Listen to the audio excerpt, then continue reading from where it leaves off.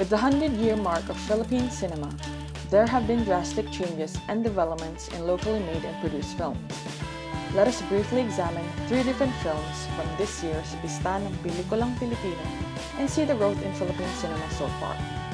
In this video, we will explore stories about young love, pursuing your dreams, an open relationship, and the story of life and death.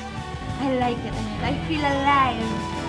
Beginning with the story of Zack and Sarah is LSS, or Last Song Syndrome. The film shows the realities of being a young adult Filipino, falling in love, pursuing your passion, and being stuck in EDSA traffic.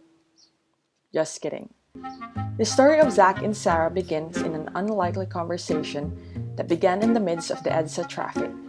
Sarah is a struggling musician trying to get her break while trying to help her brother finish college. Zack, on the other hand, is a web designer who is in love with his best friend, who turned out to be a lesbian.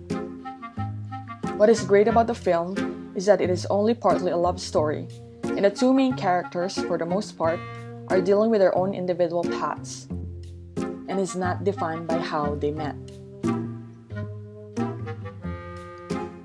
The film offers a different story from the previous mainstream romantic comedy films that director Jade Castro has done, such as My Amnesia Girl and My Big Love.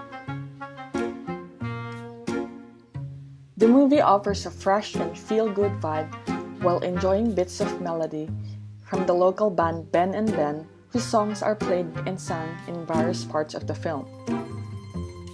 I think we guys one more song. Open. Moving to a more mature theme is the movie Open. Produced by Black Sheep Productions, Open tells the story of Ethan and Rome and how their long-term relationship was eventually ruined after conforming to an open relationship. Probably one of the most notable things about the movie are its aesthetic and storyline. Unlike its head company, Star Cinema, Black Sheep is a self-proclaimed auteur-driven production who caters new and innovative stories to millennials. Thus, the romantic films they have released so far don't really have a stereotypical happy ending story. That is why in the movie, you will notice how Rome finally found her self-worth and decided to walk away from the toxic relationship.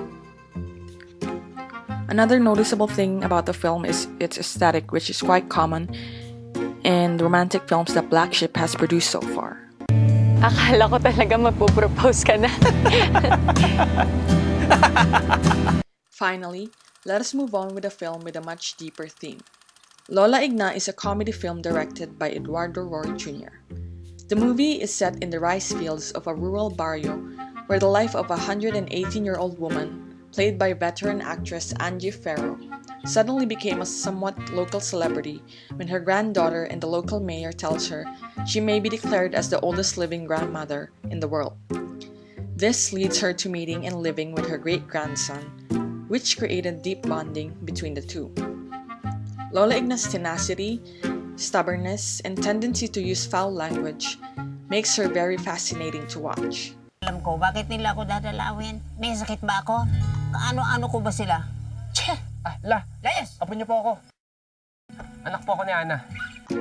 The movie explores the complexities of life, death, aging, and abandonment through Lola Igna's story. Her story teaches people of a life well lived by fulfilling one's purpose and embracing death when it comes knocking on our door.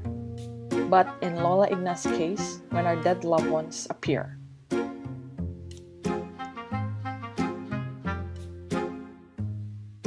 Basta po kayo, La. Ano kung taga Maynila sila, pakialam ko.